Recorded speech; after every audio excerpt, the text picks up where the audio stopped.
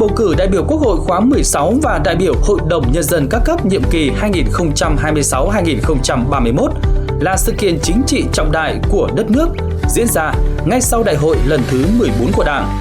Ngày 15 tháng 3 năm 2026 là ngày toàn dân đi bầu cử đại biểu Quốc hội khóa 16 và đại biểu Hội đồng Nhân dân các cấp nhiệm kỳ 2026-2031.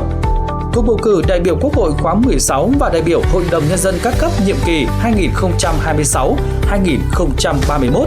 là sự kiện chính trị trọng đại của đất nước diễn ra ngay sau đại hội lần thứ 14 của Đảng.